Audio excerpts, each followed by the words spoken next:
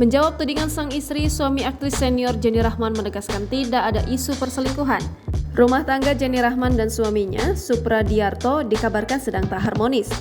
Bahkan Jenny Rahman diketahui telah melaporkan sang suami atas dugaan pemalsuan aset.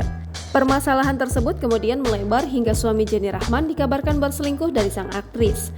Dikutip dari YouTube KH Infotainment pada Senin 12 Juni 2023, kuasa hukum Supradiarto, Johnson Panjaitan menegaskan tidak ada kasus perselingkuhan dalam rumah tangga kliennya dan Jenny Rahman. Menurut Johnson Panjaitan, tidak ada laporan Jenny Rahman terhadap kliennya soal kasus dugaan perselingkuhan. Hal tersebut membuat kuasa hukum Supradiarto kebingungan lantaran kliennya diisukan berselingkuh. Johnson Panjaitan meminta jangan sampai ada pemberitaan yang justru bisa menghancurkan rumah tangga kliennya dengan aktris 64 tahun tersebut.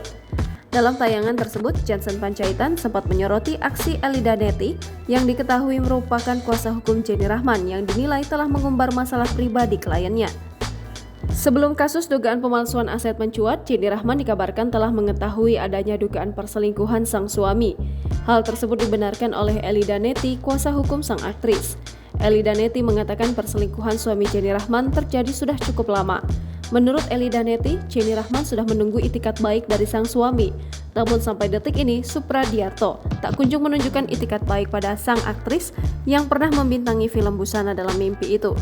Kasus mengenai dugaan perselingkuhan belum mereda, Jenny Rahman justru melaporkan adanya dugaan pemalsuan tanda tangan yang dilakukan oleh suaminya.